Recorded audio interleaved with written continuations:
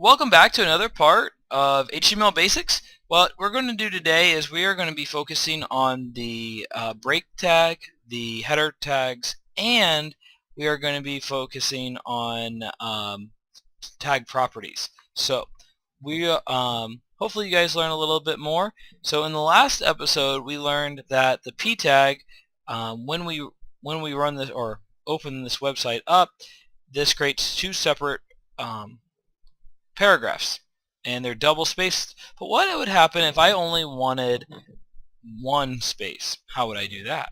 So inside of this one, and if I wanted it to display like this, for example, first item, second item. So let's say I really wanted to display like that. Well, if I hit File Save on this, and I go back to my website and hit refresh, I'm keeping them all in the same line. Okay, we talked about that last time with the white space. Now, in order for us to do one enter, we're going to do a BR tag. And if you're going to notice, I put the backslash after it with a space, and this is what we call a self-closing tag. So that if you forget the backslash, it's okay. It's actually not required just yet, but it is a little bit more proper to do. So just think of it as a self-closing tag that you guys need to do. So there's no closing BR tag. We're going to do the same thing here, and we're going to hit File Save.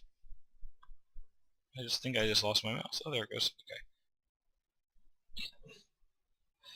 File Save, and then we're going to hit refresh, and now I have those BR tags. Okay. The next thing that we're going to be focusing on is the header tag. Okay. The header tag, okay, is very similar to the p tag. So let's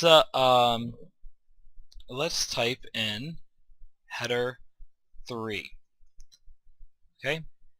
My first website, and I'm going to close header 3 out.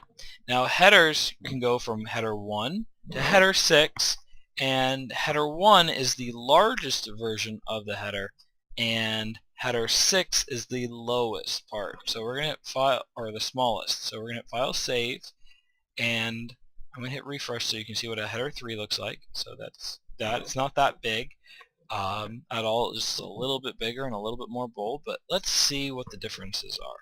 So we're going to do H1, H1. Let me just copy and paste a few of these and just change the tag over, just so you guys can see what the difference looks like, to see what you guys want to do in your website. Eventually we'll add CSS to these, and they won't look nearly anything alike anymore, so that's going to be good. So last one, and let's change some of the numbers. 2, 4, 5, 6. 2, 4, 5, 6. Let's do File Save, refresh, and you can kind of see that it gives a nice little double space, just like the p tags do, between each one. So this is the H1, 2, 3, 4, 5, and 6. And 6 is actually a little bit smaller than the normal text.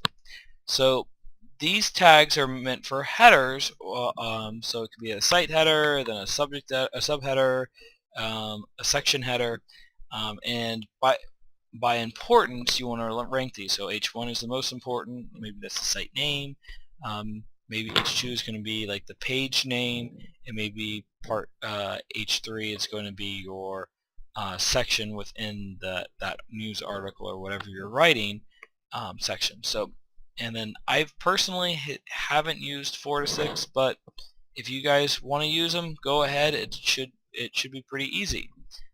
Alright, the last thing that we're going to cover in this particular episode is we are going to be talking about properties of tags, or inside of tags. And the first thing that we're going to be doing is doing body. And if you're an experienced web developer, this video really isn't for you.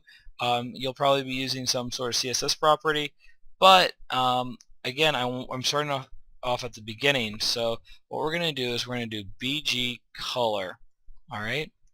And at first, we are going just to be typing in the name of the color. So we're going to do black, okay? And this is a property, BG color, and we're going to set it equal to black. What this is going to do, if I'm going to hit File, Save, I come into this and I hit refresh, the background becomes black. The text doesn't look like it's there, but if I highlight it, it's there. So I need to change the text color. So I'm going to come over here and I'm going to do text equals, I'm going to do yellow. Okay, try to make sure you guys do contrasting colors. They come out a little easier. You can see them. So I do this one, and I can now see the black and yellow colors. Alright, so again, this is starting to look a lot like a website from like 1998, 98, 9, around there, where HTML was still very, very primitive. So we're going to work our way up through these videos to something that looks somewhat modern. So thank you guys for watching. Next time we're going to be talking about how to modify text, like changing the individual colors, changing the size, and underlining, bolding, and italicizing as well.